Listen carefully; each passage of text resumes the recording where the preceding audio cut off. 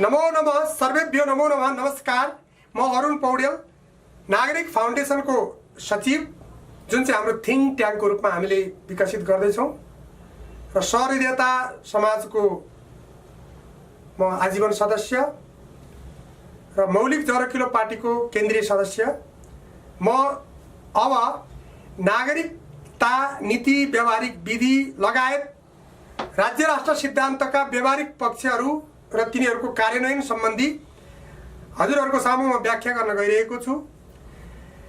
राज्य राष्ट्र सिद्धान्तमा नागरिकताको वर्गीकरण वंशज, जन्मसिद्ध, अङ्गीकृत वा अन्य जुन कुनै संज्ञाको प्रयोग गरिए तापनि कुनै पनि व्यक्तिलाई नागरिकताको प्रमाणपत्र दिई नागरिकका रूपमा स्वीकार गर्नु अघि निजको पात्रता परीक्षणको वस्तुगत अब्जेक्टिभ क्रमागत सिस्टमेटिक परीक्षणीय भेरिफिएबल र भरपर्दो रिलायबल विधिको कानुनमै व्यवस्था हुनुपर्छ भन्ने हाम्रो मान्यता रहेको छ।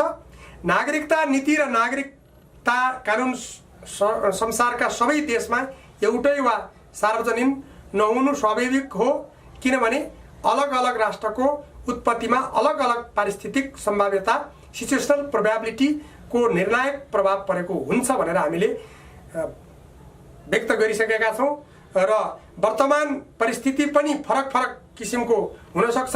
कसैको भौगोलिक स्थिति अति फैलावट भएको हुन्छ भने कसैको कन्जस्टेड सानो मुलुक हुन सक्छ।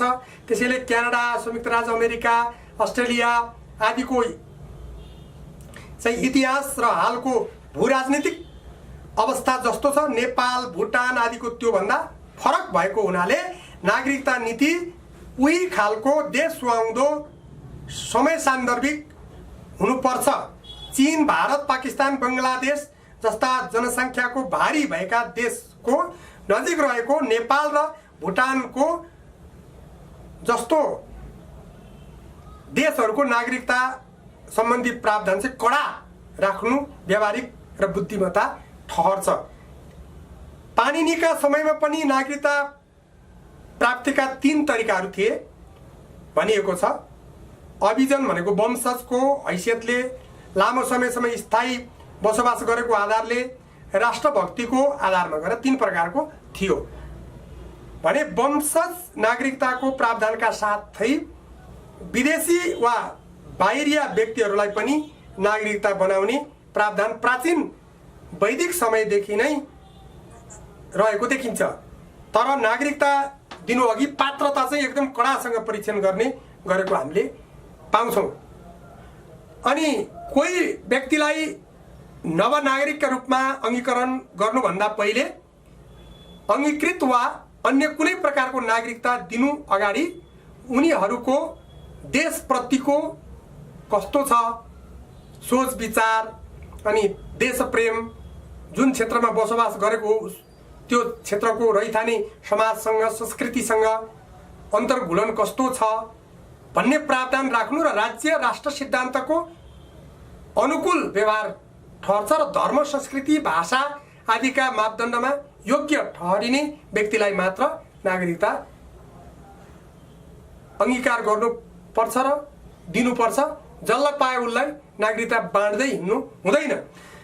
र वंशज अथवा जन्मसिद्ध, अङ्गीकृत वा अन्य जुन कुनै तरिकाबाट पनि नागरिक बनिसकेपछि निजको क्रियाकलापको आधारमा देशद्रोह गरेको ठहरिएमा कठोरतम दण्डको प्रावधान हुनुपर्छ।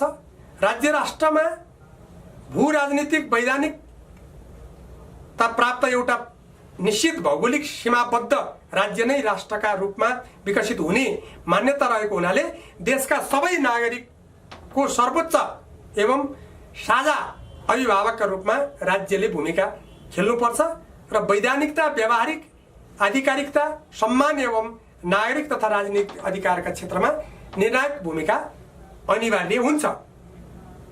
त्यसैगरी नागरिकता दिनु अगाडि पात्रता परीक्षण कठोर प्रावधान एवं वंशज, जन्मसिद्ध, अङ्गीकृत अन्य जुन कुनै तरिकाबाट नागरिकता दिने हो भने पनि उनीहरूलाई चाहिँ पात्रताको चाहिँ परीक्षण कडा हुनुपर्छ।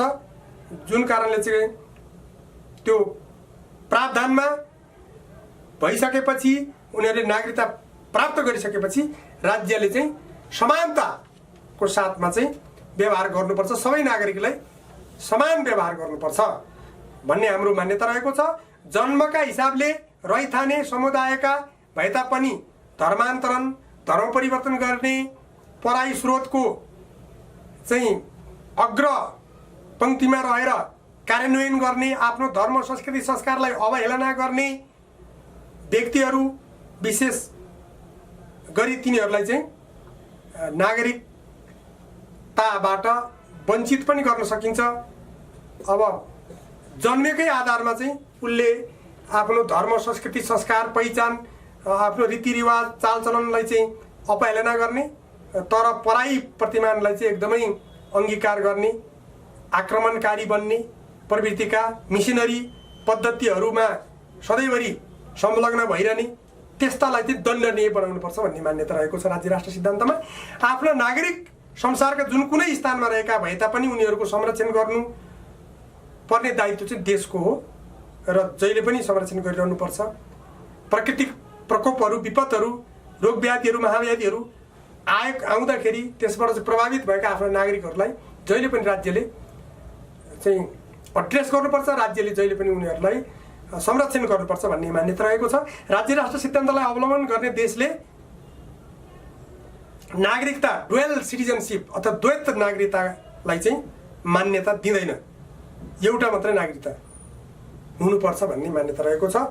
र कुनै देशका नागरिकले भाडाका सिपाहीका हैसियतमा अन्य देशहरूमा सैन्य संरचनामा भर्ती हुने एवं आफ्नो देशभन्दा बाहेक अन्य देशका सैन्य संरचनामा भर्ती हुने त्यस्तो खालको संरचनामा गएर आफ्नो अस्तित्व, आफ्नो चाहिँ सबै मान सम्मानलाई बेच्ने, बिक्री गर्ने त्यस्तो खालको चाहिँ संरचना, त्यस्तो खालको परिबन्धलाई चाहिँ हटाउनुपर्छ र भाडाका सिपाहीको रूपमा कुनै पनि देशमा काम गर्नु हुँदैन।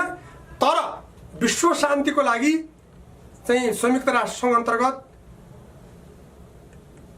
साझा संस्थाहरूमा नेतृत्व गर्ने, त्यहाँ गएर संलग्न हुने कार्यमा चाहिँ फेरि हामीले त्यस्तो कार्यलाई चाहिँ सुचारू राख्नुपर्छ भन्ने, आफ्नो गौरवको कार्य हो त्यसको लागि सुचारू राख्नुपर्छ भन्ने हाम्रो भनाइरहेको छ। त्यसको तात्पर्य इन्डिया आर्मीमा अथवा मलेसियन पुलिसमा अथवा ब्रिटिस लाउरेमा भर्ना हुनु चाहिँ तत्काल रोकिनुपर्छ भन्ने मान्यता हो राज्य राष्ट्रको। भने संयुक्त राष्ट्रमा चाहिँ जो शान्ति सेनाको लागि गइरहने त्यो चाहिँ ठिक छ भन्ने मान्यता हो। अर्को चाहिँ राष्ट्रिय, प्रादेशिक, स्थानीय सांस्कृतिक व्यवहारमा राज्यले चाहिँ रैथाने समुदायको सांस्कृतिक प्राथमिकता दिनुपर्छ। राज्य राष्ट्र अन्तर्गत चाहिँ यो अपरिहार्य विशेषता हो र यो विशेषता राज्य राष्ट्र सिद्धान्तमा स्वीकार गरिएको राष्ट्रको परिभाषामा नै निहित छ। देशमा संस्कृति, सामाजिक एकत्व सुनिश्चितता जहिले पनि राज्यले गर्नुपर्छ। संस्कृतिलाई सरिदताको सूत्रमा आबद्ध गराउनुपर्छ, राज्य राष्ट्रत्वको यो दायित्व हो। र उपयुक्त व्यवहारले चाहिँ नागरिकहरूको बीचमा मतभेद विभेद नगरिकन पारस्परिक रूपमा चाहिँ एकअर्कामा सहृदय भावको चाहिँ उत्थान, संरक्षण, प्रवर्धन गरिनुपर्छ र रैथाने विभिन्न प्रकारका रीतिरिवाज चालचलन पर्वहरूलाई चाहिँ गुठीहरूलाई मनाउने र त्यसै अन्तर्गत अगाडि बढाउने गर्नुपर्छ भन्ने मान्यता रहेको छ। प्राकृतिक संसाधन र सम्पत्तिमा चाहिँ के छ त भन्दाखेरि राज्य राष्ट्रमा प्राकृतिक साधनमा मूलतः राज्यको वैधानिक कानुनी स्वामित्व र स्थानीय समुदायको नैतिक एवं व्यावहारिक प्रायोगिक स्वामित्व मानिन्छ। राज्यको त्यस्तो वैधानिक कानुनी स्वामित्वको कार्याधिकार राज्यका समग्र चाहिँ संयन्त्रहरू जस्तै केन्द्रीय सरकार, स्थानीय सरकार अथवा प्रान्तीय सरकार जो छन् उनीहरूले चाहिँ त्यो स्वामित्वको प्रकृति, अभिभावकीय अनि संरक्षणात्मक एवं कर सङ्ग्रह अनि प्रकृतिको संरक्षण उनीहरूले चाहिँ दायित्व लिनुपर्ने हुन्छ। र नैतिक एवं व्यावहारिक प्रायोगिक स्वामित्वको अधिकार भएको स्थानीय समुदायलाई चाहिँ प्रमुख रूपमा कुनै जाति हुनसक्छ, कुनै धर्म सम्प्रदाय, उनीहरूले चाहिँ त्यो अधिकार अग्रणी रूपमा पाउँछन्। जस्तो अब काठमाडौँको लागि चाहिँ नेवार समुदायले चाहिँ अग्रणी रूपमा उनीहरूले गुठीको विभिन्न प्रकारको चाहिँ अधिकार पाउँछन् भने मैथिलीमा जनकपुरमा मिथिलामा चाहिँ मैथिलीहरूले पाउन सक्छन्। त्यस्तै गरी आफ्नो कुल परम्परा रीतिरिवाज चालचलन त्यो स्थानीय रैथाने कसको छ त्यसैले चाहिँ अग्रगाधिकार पाउँदछ प्राकृतिक संसाधनमा राज्यको निरपेक्ष प्राधिकार वा सम्पूर्ण वैयक्तिक अधिकार मान्ने पद्धतिमा पुँजीवादी बजारवादी मान्यता रहेको छ भने त्यसलाई चाहिँ राज्य राष्ट्रको पद्धतिमा चाहिँ नैतिक एवं व्यावहारिक प्रायोगिक हिसाबले प्राकृतिक संसाधनमा स्थानीय समुदायको चाहिँ ठुलो महत्त्व छ र उनीहरूले नै आफ्नो लागि यो जोगाउने हो र उनीहरूलाई नै यसलाई चाहिँ यसको चाहिँ स्वामित्व को अग्रणी अधिकार उनीहरूलाई दिने र त्यसबाट ट्याक्स लिने, त्यसबाट चाहिँ रैथाने पद्धतिको अवलम्बन गर्ने। जसरी चाहिँ युधिष्ठिरलाई राज्यको उत्पत्तिबारे बताउँदा जे परिचर्चा गरेका छन् त्यसको तात्पर्य पनि राज्यको उपयुक्त भूमिकाको स्रोत नै देखिन्छ। त्यसरी चाहिँ यो हाम्रो चाहिँ वैदिक ग्रन्थहरूमा पनि यो चाहिँ समुदाय जुन समुदायको रैथाने चाहिँ उसको भूमिका छ त्यसलाई चाहिँ अग्राधिकारमा राज्यले स्वामित्व ग्रहण गर्न दिनुपर्छ। वास्तवमा परिवार कुटुम्ब समुदायको नैतिक एवं व्यावहारिक प्रायोगिक स्वामित्व तथा राज्यको वैधानिक कानुनी संरक्षणको सुसंयोजनले राज्य राष्ट्र सिद्धान्तमा भू राजनीतिक वैधानिक र सांस्कृतिक सामाजिक एकत्वको समष्टिगत जग बलियो पार्छ। राज्यले चाहिँ यथोचित कर लिनुपर्छ र नागरिकलाई त्यही अनुसारको चाहिँ सम्पूर्ण सुविधाहरू पनि प्रदान गर्नुपर्छ र कर्तव्यमा पनि उनीहरूलाई चाहिँ समाहित गर्नको लागि सधैँभरि विभिन्न प्रकारका प्रशिक्षणहरू दिने र नागरिकलाई सशक्त रूपमा चाहिँ कर्तव्यनिष्ठ बनाउनु पर्दछ। जुन चाहिँ वैदेशिक प्रकारका विभिन्न हस्तक्षेपहरूबाट आफ्नो समुदाय आफ्नो संस्कार संस्कृतिलाई जोगाउन सक्ने, आफ्नो प्राकृतिक स्रोत साधनलाई जोगाउन सक्ने कर्तव्यनिष्ठ नागरिक पनि बनाउने कर्तव्य पनि राज्यको हुन्छ। र कर संग्रहको भएको हुनाले राज्य चाहिँ शिक्षा, स्वास्थ्य, सार्वजनिक यातायात, रोजगारी आदिको प्रत्याभूति कम्तीमा पनि व्यवस्थापनको प्राथमिक दायित्व चाहिँ राज्यकै हुन्छ र राज्यले नै त्यसको स्वामित्व लिनुपर्छ। शिक्षा, स्वास्थ्य, सार्वजनिक यातायात, रोजगारी आदिका परिप्रेक्ष्यमा राज्यको प्राथमिक दायित्व भनिनुको तात्पर्य त्यस सम्बन्धी सबै कार्यहरू सरकारी लगानीबाटै हुने भन्ने चाहिँ होइन। प्रत्याभूति, संरक्षण, साझेदारी, सहकारी, निजी अन्य कुनै संयन्त्रबाट सञ्चालन व्यवस्थापन नियमन गरी शिक्षा, स्वास्थ्य, सार्वजनिक यातायात, रोजगारी आदिबाट कोही पनि वञ्चित नहुने र त्यो चाहिँ नियन्त्रण चाहिँ राज्यले राख्ने खालको हुनुपर्छ भन्ने हाम्रो मान्यता रहेको छ।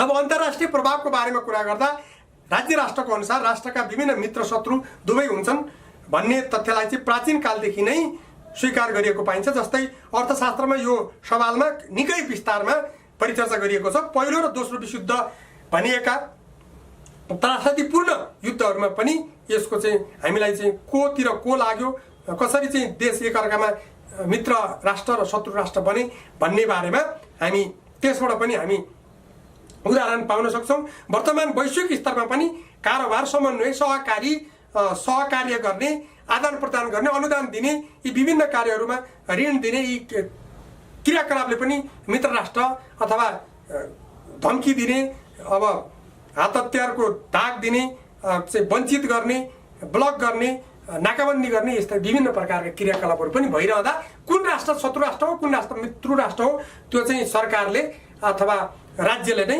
निर्धारण र उसले पहिचान गर्नुपर्ने हुन्छ। यदि राज्य राष्ट्र सिद्धान्तको मान्यताको वैश्विक मूल प्रवाहीकरण हुने हो भने यसले चाहिँ प्रवर्धन गर्ने उदार राष्ट्रियतावादी दृष्टिकोण र व्यवहारको कारण वैश्विक कारोबार, समन्वय, सहकार्य आदि चाहिँ निकै सहजता हुनेछ। किन भन्दा हामी चाहिँ सहृदयतावादी हौँ नि त। हामी चाहिँ कुनै राष्ट्रलाई चाहिँ हामी समभावमा हेर्ने भएको हुनाले हामीले चाहिँ कुनैलाई ओ र कुनैलाई पर त्यसरी नहेर्ने भएको हुनाले सबैतिर समभाव समदृष्टि राख्दछौँ र राज्य राष्ट्रमा निश्चित भौगोलिक सीमाभित्र बसोबास गर्ने विविध प्रजाति जाति समुदायका बीचमा राज्यका कारणले सह-अस्तित्व, समन्वय, सहकार्य, सहृदयता मौलाएर एक समष्टि राज्य जीवन्त बन्ने मान्यता रहेको हुनाले राज्यलाई चाहिँ साझा अभिभावकको रूपमा चाहिँ सबैले मान्दछन् र त्यही अनुसारको चाहिँ कार्य पनि राज्यले गर्नुपर्दछ। अभिभावकले बालबच्चालाई कसरी समभावमा हेर्दछन् सबै छोराछोरीहरूलाई आमा बुवाले भने त्यही खालको समभावमा चाहिँ राज्यले पनि व्यवहार गर्नुपर्दछ भन्ने मान्यता रहेको छ भने राज्यले साझा राष्ट्रियताको आदर्शको निर्णायक तत्त्व चाहिँ निरूपण गर्नुपर्ने चाहिँ आधार बनाउँदा भू राजनीतिक वैधानिकताको साथसाथै सांस्कृतिक सामाजिक एकत्वको पनि सुसंयोजन हुनै पर्छ। त्यसैले अन्तर्राष्ट्रिय सम्बन्धका सकारात्मक र नकारात्मक दुईटै पक्षहरू हुन्छन्। जस्तो रोगका कारणले चाहिँ हुने महाव्याधिहरू जस्तो चाहिँ यहाँ कोरोना भाइरस जस्ता हैन, कोभिड-19 जस्ता महामारीहरू, त्यस्तै गरी विभिन्न प्रकारका चाहिँ भूकम्प हैन, सुनामी, महामारी, प्राकृतिक प्रकोप, बाढी पहिरो, विभिन्न सङ्कटमा राष्ट्र बीचमा एकअर्कामा के हुनुपर्छ त साझेदारी हुनुपर्छ। सबै एउटै राष्ट्रले त ठेक्न सक्दैन। त्यसैले गैर सरकारी संस्थाहरू एनजिओहरूको भूमिकामा चाहिँ एकदम नकारात्मक असर परेको छ भने, यदि अवांछित क्रियाकलाप भएको छ भने, यदि धर्मान्तर सम्बन्धी क्रियाकलाप भएको छ भने त्यसलाई चाहिँ तत्कालै राज्यले नियन्त्रणमा लिनुपर्छ र त्यस्तालाई चाहिँ निषेध पनि गर्नुपर्छ भन्ने मान्यता रहेको छ। विदेशी संस्था अथवा कथित अन्तर्राष्ट्रिय गैर सरकारी संस्था आइएनजिओहरूको भूमिका बढ्दै जाँदा चाहिँ स्वतन्त्र, आत्मनिर्भर, सार्वभौम सत्ता सम्पन्न देशको चाहिँ अधिकार क्षेत्र चाहिँ खुम्चिने र अतिक्रमण हुने, हनन हुने, कतिपय अवस्थामा नेपालको पनि त्यो भइरहेको परिप्रेक्ष्यमा हामीले चाहिँ त्यसमाथि निगरानी राख्ने र यदि अपरिहार्य भयो भने तिनीहरूलाई नियन्त्रण गर्ने र निषेध पनि गर्न सकिन्छ। तर अन्तर्राष्ट्रिय चाहिँ सम्बन्ध चाहिँ प्रगाढ पार्दै लाने गर्न सकिन्छ र राज्य राष्ट्रमा चाहिँ निश्चित भौगोलिक सीमाभित्र बसोबास गर्ने विविध प्रजाति, जाति, समुदाय बीचमा राज्यका कारणले चाहिँ कुनै पनि प्रकारको विभेद हुनु हुँदैन र त्यसमा चाहिँ अन्तर्राष्ट्रिय हस्तक्षेप पनि हुनु हुँदैन भन्ने हाम्रो मान्यता रहेको छ। र नागरिक तथा राजनीतिक अधिकार र सांस्कृतिक अधिकारको विशिष्टीकृत हाम्रो चाहिँ प्रत्याभूति कसरी हुनुपर्छ भन्दा देशका प्रत्येक सबै थरी जन अथवा नागरिकको समन्वयबाट समष्टीकृत हुने भएको कारणले गर्दा राज्य राष्ट्र जातीय राष्ट्र होइन, यो चाहिँ राजनीतिक राष्ट्र हो। त्यसैले आइडेन्टिटी पोलिटिक्स हामी विश्वास गर्दैनौँ। आइडेन्टिटी पोलिटिक्सको बारेमा हामी एडभोकेट गर्दैनौँ, वकालत गर्दैनौँ। हामी चाहिँ के त भन्दाखेरि आइडेन्टिटी चाहिँ कल्चर हो, हाम्रो आइडेन्टिटी चाहिँ संस्कृति हो, हाम्रो चाहिँ पहिचानको चाहिँ संस्कृति हो, संस्कार हो। तर राजनीति चाहिँ हाम्रो सिद्धान्तको कुन सिद्धान्तको त भन्दाखेरि राज्य राष्ट्र सिद्धान्तको राजनीति हुनुपर्छ। त्यसैले चाहिँ राष्ट्र भनेको राजनीतिक इकाइ हो, राजनीतिक रूपमा चाहिँ एकमुष्ट हो। त्यसैले राज्य राष्ट्रले चाहिँ सभ्यतागत राष्ट्रियताको चरित्र पनि विकास गर्छ र नागरिक तथा राजनीतिक अधिकार, सिभिल एन्ड पोलिटिकल राइट्स चाहिँ सांस्कृतिक अधिकार, कल्चरल राइट्सलाई चाहिँ एकै ठाउँमा घालमेल गरेर मिसाएर अनि त्यो चाहिँ एकै ठाउँमा मिक्सअप अथवा त्यसलाई चाहिँ मिक्सचर गर्दैन। यसलाई चाहिँ विशेषीकृत रूपमा mutually exclusive but not conflicting भनेर चाहिँ एन्टिटीको रूपमा यो भनेको सांस्कृतिक अधिकार अग्रताको रूपमा त्यसको चाहिँ समुदायमा कसको बाहुल्यता छ उनीहरूले अग्रसर रूपमा पाउने भयो भने राजनीतिक अधिकार चाहिँ बराबर सबैलाई साझा राष्ट्रियको आदर्शमाथि चाहिँ बराबर रूपमा चाहिँ समभावमा हुने हुन्छ। त्यसैले राष्ट्रियतालाई चाहिँ समूल स्थापित गर्न राज्य राष्ट्रमा चाहिँ नागरिक तथा राजनीतिक अधिकार र सांस्कृतिक अधिकारको पृथकीकरण, separation of civil and political rights and cultural rights भनेर हामीले छुट्याएर त्यसलाई चाहिँ भिन्न भिन्न रूपमा व्यवहार गर्नुपर्छ। अहिलेको जस्तो एकै ठाउँमा मुछेर अनि त्यसलाई चाहिँ गाजाङ गुजुङ पारेर त्यसलाई चाहिँ एकदमै राजनीति घुसाउनु हुँदैन भन्ने मान्यता हो। राज्य राष्ट्रमा चाहिँ नागरिक तथा राजनीतिक अधिकार र सांस्कृतिक अधिकारका लागि चाहिँ तिनीहरूका विशिष्टीकृत परिप्रेक्ष्यमा विशिष्टतातर्फ प्रत्याभूति गरिन्छ र प्रजातीय, जातीय, साम्प्रदायिक, सामुदायिक, क्षेत्रीय आदि पहिचानहरूमा चाहिँ सांस्कृतिक अधिकारको विषयमा विषयवस्तु हुन् भने नागरिक एवं राष्ट्रियताको विषयमा चाहिँ नागरिक अधिकार सबैले बराबर, तर सांस्कृतिक अधिकार चाहिँ त्यहाँको चाहिँ बाहुल्यताको आधारमा त्यो ठाउँ विशेषले चाहिँ प्रभाव पार्ने हुँदा फरक हुन सक्छ। त्यसैले नागरिक तथा राजनीतिक अधिकारका परिप्रेक्ष्यमा प्रजाति, जाति, समुदाय चाहिँ सम्प्रदाय आदिबाट अभिनिर्मित पहिचानको निर्णायक भूमिका हुँदैन, तर सांस्कृतिक अधिकारका परिप्रेक्ष्यमा चाहिँ राज्य सांस्कृतिक, प्रजातीय, जातीय, सम्प्रदाय, समुदायको भौगोलिक क्षेत्र आदिबाट चाहिँ निरपेक्ष रहन सक्दैन। त्यो भनेको सापेक्ष हुन्छ। समष्टिमा राज्य राष्ट्रमा सांस्कृतिक अधिकारका परिप्रेक्ष्यमा चाहिँ रैथाने समुदायको अग्राधिकार भए तापनि नागरिक तथा राजनीतिक अधिकारमा चाहिँ फेरि त्यसको परिप्रेक्ष्यमा चाहिँ समभाव व्यक्तिलाई चाहिँ एकाइ मानिन्छ। त्यसमा चाहिँ अर्थात् नागरिक तथा राजनीतिक अधिकार, सिभिल एन्ड पोलिटिकल राइट्स चाहिँ र सांस्कृतिक अधिकार, कल्चरल राइट्सलाई चाहिँ घालमेल नगरिकन विशिष्टीकृत प्रत्याभूति गर्नको लागि राज्यले चाहिँ फरक फरक तरिकाले व्यवहार गर्दछ भन्ने हाम्रो मान्यता हो र राज्य राष्ट्र सिद्धान्तको चाहिँ यसै गरी अवलम्बन गर्नेछ, जसले चाहिँ कित्ताकाट गर्ने, घृणावादी हैन, साम्प्रदायिकतालाई भड्काउने, भाषिक रूपमा चाहिँ विभेद गर्ने त्यो पटक्कै गर्ने छैन। किन भन्दा त्यहाँ चाहिँ विशिष्टीकृत रूपमा छुट्याउने बित्तिकै त्यही अनुसारको ट्रिटमेन्ट, त्यही अनुसारको व्यवहार हुने भयो। त्यसैले राष्ट्रियताको परिभाषा एवं पहिचानका निमित्त राज्य नै चुरो तत्त्व मान्ने मान्यता चाहिँ भएकाले नाक चुच्चो हैन, अथवा नाक थ्याप्चो, चिम्रा आँखा अथवा एकदम फराकिलो गोलो ठुल्ठुला आँखा, अथवा जुङ्गादारी भएको अथवा जुङ्गादारी नभएको हैन, धोती लाउने अथवा टोपी लाउने हैन भनेर त्यसरी कहिले पनि कित्ताकाट चाहिँ गर्दैन राज्यले। र मधेस भेगको कुन जातिको हो, कुन प्रजातिको हो, कुन जातको हो, कहाँ बस्छ, त्यस्तो खालको चाहिँ कित्ताकाट गर्ने, ध्रुवीकरण गर्ने, घृणावादी राजनीति घुसाउने दृष्टिकोण चाहिँ राज्य राष्ट्रको छँदै छैन। त्यसको चाहिँ पूर्ण रूपमा खारेज गर्दछ त्यसलाई चाहिँ। र केलाई चाहिँ अवलम्बन गर्दछ भन्दा राजनीतिक अधिकार र चाहिँ नागरिक अधिकार चाहिँ सबैलाई समान, तर सांस्कृतिक अधिकार चाहिँ जस्तो तराईमा भयो भने थारूहरू धेरै बसेको क्षेत्र छ भने थारूहरूको अग्राधिकार, अब नेवारहरू धेरै बसेको काठमाडौँ भने नेवारहरूको अग्राधिकार, क्षेत्री बाहुन बसेको अर्को कुनै ठाउँ छ उनीहरूको अग्राधिकार त्यसरी दिने भनिएको छ। राज्य राष्ट्रमा चाहिँ सांस्कृतिक अधिकारका परिप्रेक्ष्यमा रैथाने समुदायको अग्राधिकार मानिने भएकाले कुनै पनि देशमा त्यहाँका मौलिक रैथाने धर्म, संस्कृति, यो नेपालको मात्र होइन, यो चाहिँ अफ्रिकामा भयोस्, अमेरिकामा भयोस्, अस्ट्रेलियामा भयोस्, जहाँ पनि राज्य राष्ट्र सिद्धान्तलाई चाहिँ अवलम्बन गर्न सकिने हुँदा त्यहाँको त्यस ठाउँको भौगोलिक रैथाने वासीहरूको लागि चाहिँ अग्राधिकार राज्यले प्रत्याभूति गर्नुपर्छ भन्ने हाम्रो मान्यता रहेको छ।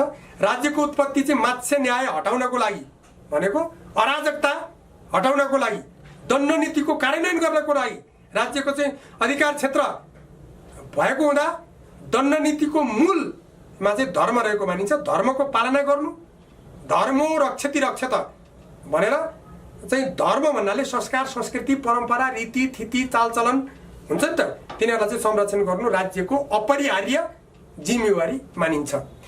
कुनै भूभाग जितेर आफ्नो राज्यमा समावेश गर्दा समेत विजेता राजाले विजित भूभागको सांस्कृतिक अथवा संस्कृतिलाई, चालचलनलाई, रीतिरिवाजलाई, पर्वलाई, जात्रालाई चाहिँ एकदम आत्मसात गरेको सदाचार भाव चाहिँ पृथ्वीनारायण शाहको समयसम्म पनि यथावत नै रहेको हामी पाउँछौँ। जस्तो चाहिँ काठमाडौँको कुमारी जात्राको चाहिँ प्रसङ्गमा जब चाहिँ त्यो 3 सहर चाहिँ जितेपछि पृथ्वीनारायण शाहले गोर्खामा चाहिँ आफ्नो राजधानी नबनाएर काठमाडौँमा राजधानी बनाउनु भयो, बसन्तपुरमा दरबार। अनि त्यहाँ चाहिँ के गर्नुभयो भन्दाखेरि कुमारीको भवनभित्र छिरेर कुमारीलाई गोडामा पाउमा ढोगेर अनि खड्ग साटासाट गरेर अनि त्यसपछि जात्रालाई मनाएर अनि त्यसको भोलिपल्ट चाहिँ सबै कान्तिपुरका भनौँ न यो उपत्यकाका सबै जनजातिहरूले तिमीहरूको चाहिँ सबै जुन गुठी छ त्यसलाई चाहिँ पूर्ण रूपमा हामी कुनै पनि हस्तक्षेप गर्दैनौँ, तपाईँहरूकै अधिकार छ भनेर त्यसरी सुम्पिदिएको, झ्याली पिटेको र त्यसबाट चाहिँ उनीहरूले आफ्नै मल्लहरूको राजाहरूको जस्तै गरिकन यो चाहिँ अविच्छिन्न अगाडि बढेको भनेर एकदमै गौरवान्वित भएको र चाहिँ त्यो कुरालाई चाहिँ उहाँहरूले एकदमै हर्ष उल्लासका साथ राजालाई चाहिँ आफ्नै राजा मानेको प्रसङ्ग होइन त्यो व्यावहारिक रूपमा चाहिँ राजा पृथ्वीनारायण शाहले गरेको पाउँछौँ।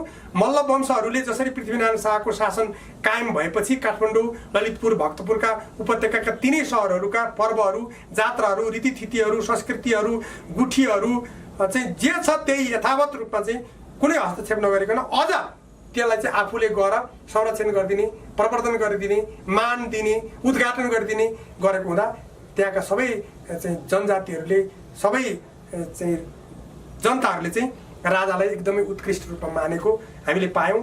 र राष्ट्रका यही कुरालाई चाहिँ हामी राज्य राष्ट्र सिद्धान्तमा अगाडि बढाउँछौँ। राष्ट्रका अवयवहरूका रूपमा रहेका सबै समुदाय सम्प्रदायका हकमा चाहिँ लागू हुने नीति भनेको के त, बिजी गिसु राजाले भनेको चक्रवर्ती राजाले जित्ने एकदम महान, उनले जे पनि गर्न सक्ने होइन, आफ्नो गोर्खाली पढलाई त्यहाँ ढाल्न सक्ने, सबैलाई हटाउन सक्ने त्यस्तो अवस्थामा पनि हामीले चाहिँ जनपदको संस्कृति अपनाउनु भन्ने नीति चाहिँ हाम्रो चाहिँ प्राचीन अर्थशास्त्रमा पनि लेखिएको र त्यही चाहिँ अवलम्बन हुँदै आएको पृथ्वीनारायण शाहको पालासम्म पनि हामीले पायौँ।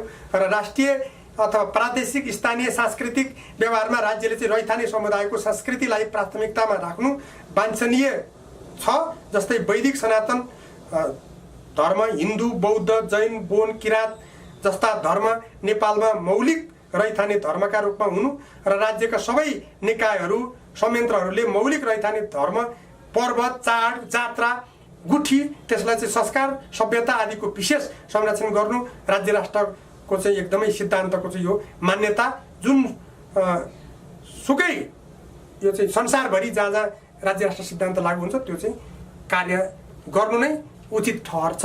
र नेपाल मण्डलमा चाहिँ काठमाडौँ उपत्यकाका 3वटै शहरमा हुने सांस्कृतिक आयोजनामा अथवा मैथिली समुदायको चाहिँ जनकपुरमा अथवा डडेलधुरामा हुने चाहिँ डोटेली सांस्कृतिक आयोजनामा हुने डोटेलीहरूको समुदायमा केन्द्रित भएका अथवा थारूहरूको बस्ने थरोवटमा जुन जुन खालको चाहिँ गुरुङहरूको हैन ती गण्डकी प्रदेशमा जो छन् सबै हिमालमा चाहिँ शेर्पाहरूको सबै चाहिँ स्वामित्व उहाँहरूकै हुने भनेर व्याख्या गरिएको छ।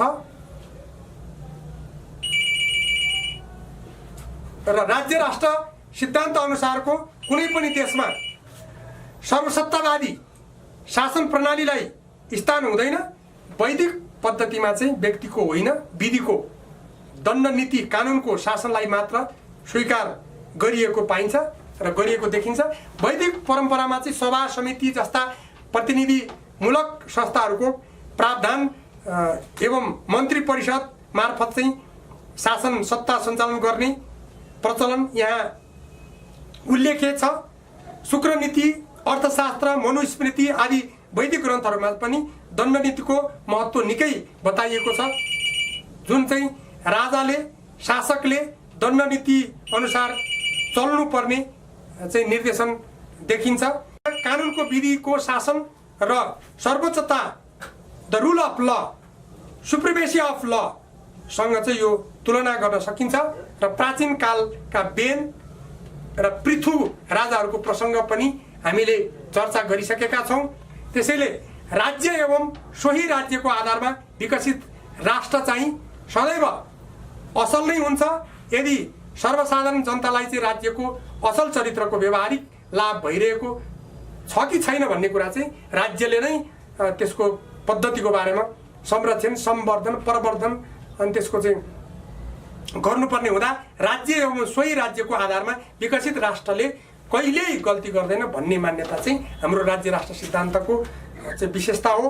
र युरोपको विशेष ऐतिहासिक, सामाजिक, सांस्कृतिक, राजनीतिक एवं आर्थिक पृष्ठभूमिमा जन्मेका पुँजीवादी कम्युनिस्ट विचारधारामा वैयक्तिकता, सामूहिक र सामुदायिकता, राष्ट्रियता आदिलाई चाहिँ एकाङ्की दृष्टिकोणले हेरिने भएकाले स्वाभाविक सन्तुलनको अभाव देखिन्छ।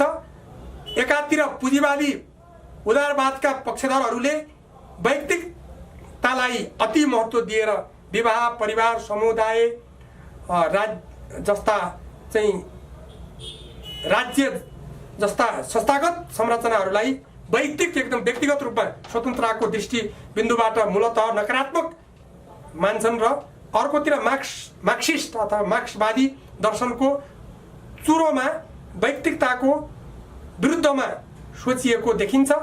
समाजवादको नारा लगाउनेहरूले व्यक्ति र समाजलाई खासमा पार्टी र सरकारको कब्जामा कैद गर्न खोजेको देखिन्छ। यता वैदिक विश्व दृष्टिकोण वैयक्तिकता र सामूहिकता, सामुदायिकता, राष्ट्रियता आदिलाई चाहिँ युरोपेली प्रतिमान जस्तो प्रतिस्पर्धा मानिँदैन। प्रत्येक वैयक्तिक र सामूहिकता, सामुदायिकता, राष्ट्रियता आदिको समुन्नति, सन्तुलन, समन्वय, समष्टिकरणलाई चाहिँ अवलम्बन गरिएको पाइन्छ राज्य राष्ट्र सिद्धान्तमा। यसरी कम्युनिस्ट वा पुँजीवादी र समाजवादी जुन कित्ताका भए तापनि युरोपेली प्रतिमान, युरोपियन प्याराडाइम मान्यहरूले द्वन्द्वात्मक दृष्टिकोणबाट व्यक्ति र राज्यको बीचमा अविश्वासको पर्खाल खडा गरिरहेको हुन्छन् र त्यो देखिन्छ। वास्तवमा युरोपेली प्रतिमानमा, युरोपियन प्याराडाइममा राज्यको भूमिका कि निकै कमजोर हुने कि त सर्वसत्तावादी शासन सत्ता हत्याएर राज्यको नाममा दुरुपयोग गर्ने, भ्रष्टाचार गर्ने, निरङ्कुश बन्ने, स्वेच्छाचारी बन्ने, तानाशाही बन्ने, फाँसीवादी बन्ने, हैन, नाजीवादी बन्ने, जातीय प्रजातीय घृणावादी बन्ने आदि इत्यादि किसिमका शासन लादेर खतरा जहिले पनि विद्यमान रहिरहने त्यस्तो हामीले देख्यौँ र त्यस्तो पाइरहेका छौँ। नेपालमा पनि त्यस्तो भइरहेको छ। तर राज्य राष्ट्र सिद्धान्तमा चाहिँ विधि दण्ड कानुनको सर्वोच्चता हुने भएकोले स्वाभाविक रूपमै सर्वसत्तावादी शासनलाई कुनै पनि स्थान हुँदैन। त्यसैले राज्य राष्ट्र सिद्धान्तमा राज्य नै राष्ट्रको आधारशिला मान्ने, भू राजनीतिक, वैधानिकता र सांस्कृतिक सामाजिक एकत्वको समष्टिलाई प्राथमिकता दिने एवं राष्ट्रियताको पहिचान एवं परिभाषाको निम्ति राज्य नै निर्णायक तत्त्व मान्ने साथै नागरिक तथा राजनीतिक अधिकार र सांस्कृतिक अधिकारको प्रत्याभूति विस्तृत mutually exclusive but not conflicting इन्टिटिजको रूपमा मान्ने हुँदा चाहिँ त्यो पद्धतिलाई अवलम्बन गरिएको हुँदा राज्य राष्ट्र सिद्धान्तको चाहिँ स्वाभाविक रूपमा उदार राष्ट्रियतावादी सिद्धान्त हो। अर्कोतिर राष्ट्र राज्य चाहिँ द्विराष्ट्रिय राज्य अथवा बहुराष्ट्रिय राज्यको चाहिँ अवधारणामा चाहिँ त्यो चाहिँ गतार्थ भइसकेको, त्यो चाहिँ आउटडेटेड युरोपियन प्याराडाइम, युरोपियन प्रतिमान चाहिँ हावी रहेको हुनाले तिनीहरूमा चाहिँ स्वाभाविक रूपमा संकीर्ण राष्ट्रियतावादी दृष्टिकोण र घृणावादी दृष्टिकोण रहेको छ। जुन परिस्थितिमा युरोपमा राष्ट्र राज्य अवधारणा परिभाषित भएको थियो सो परिस्थिति आज संसारमा कहीँ कतै नभएको हुनाले राष्ट्र राज्य, द्विराष्ट्रिय राज्य, बहुराष्ट्रिय राज्य अवधारणा असान्दर्भिक र अनावश्यक र अवाञ्छनीय बन्न पुगेका छन् भने वर्तमान विश्वमा भू राजनीतिक वैधानिकता प्राप्त देशहरूमा राष्ट्रियताको व्यावहारिक, प्रायोगिक र यथार्थपूर्वक परिभाषा एवं व्याख्या दिन सक्ने खालको सिद्धान्त, राजनीतिक सिद्धान्त भनेको राज्य राष्ट्र सिद्धान्त हो, जुन चाहिँ युनिभर्सल बन्ने छ र यसलाई बनाइने छ, जुन चाहिँ एउटा पारिस्थितिक यो अहिलेको चाहिँ परिस्थिति अनुसारको यो चाहिँ समाधान लिएर आएको छ। द्वन्द्वात्मक भौतिकवाद अवधारणा अनुसार यो जगतमा चाहिँ नयाँ र पुरानो बीचमा द्वन्द्व चलिरहन्छ र पुरानोको निषेध गरी नयाँ अस्तित्वमा आउँछ, ध्वंसबाट नयाँ निर्माण हुन्छ भन्ने चाहिँ मार्क्सवादी चिन्तन हो। उदाहरणको लागि जब बीज, एउटा बिउ चाहिँ स्वयं नष्ट हुन्छ अनि मात्र त्यो अंकुरण हुन्छ र त्यो चाहिँ वृक्षको रूपमा, बिरुवाको रूपमा अगाडि बढ्छ अथवा त्यो विकसित हुन्छ भन्ने, र दुधको अस्तित्व मेटिएर दुध ध्वंस भएर दही बन्छ भन्ने उनीहरूको मान्यता हो भने मार्क्सवादीहरूले चाहिँ निषेध र ध्वंस नै नभएर पहिले त्यसैबाट भन्ने चाहिँ उनीहरू चाहिँ निषेध र ध्वंस भएर मात्रै नयाँ निर्माण हुन्छ भन्ने मार्क्सवादी चिन्तन हो भने हाम्रो राज्य राष्ट्र सिद्धान्तको पूर्वीय चिन्तन अथवा सहृदयतावादी दर्शन चाहिँ के हो भने ध्वंस भएर होइन, त्यो चाहिँ एकदमै रूपान्तरण भएर नयाँ बन्दछ भन्ने हाम्रो पद्धति हो। किनभने त्यो बीजमा चाहिँ रुखको के छ त, अथवा त्यो वृक्षको अथवा अंकुरण हुने तत्त्व छ, दुधमा दही हुने तत्त्व छ। यदि त्यो तत्त्व नभए त पानीलाई ध्वंस बनाएर दही बनाउन सकिन्न।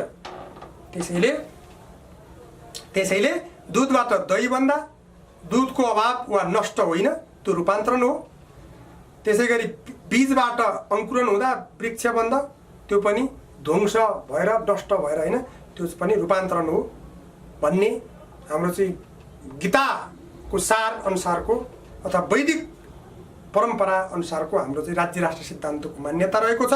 बीजबाट अंकुरण हुनु, वृक्ष बन्नु, दुधबाट दही बन्नु, त्यो चाहिँ के हो त, त्यो अस्तित्व, दुवै अस्तित्व बीचमा हुनु र तिनीहरूको चाहिँ रूपान्तरण भएर नयाँ चिजको निर्माण हुनु, त्यो चाहिँ संक्षेपमा वेदान्त दर्शनले चाहिँ अभावबाट भावको उत्पत्ति हुँदैन, भावबाटै भावको उत्पत्ति हुन्छ र नयाँ आउन पुरानोको सामूल ध्वंस गर्नै पर्दैन, पुरानो को चाहिँ रूपान्तर नै नयाँ हो भन्ने यसरी चाहिँ हाम्रो मूल फरक मार्क्सवादी चिन्तन र हाम्रो पूर्वीय दर्शन, हाम्रो राज्य राष्ट्र सिद्धान्त अथवा सहृदयता दर्शनको भिन्नता भनेको पुरानो रूपान्तरित भएर नयाँ बन्नु हो भने मार्क्सवादीहरूको चाहिँ पुरानो ध्वंस भएर नष्ट भएर नयाँ बन्नु भन्ने त्यही नै रहेको छ। यी कुराहरू बताउँदै आज मैले तपाईहरुको सामु राज्य राष्ट्र सिद्धान्तका मूलभूत विषयवस्तुहरू चाहिँ बताउने कोसिस गरेँ। ओम असत्वमा सत् गमय, तमसोमा ज्योतिर्गमय, मृत्योर्मा अमृतम गमय, नेपाल जननी वन्दे। ओम नमो नमः।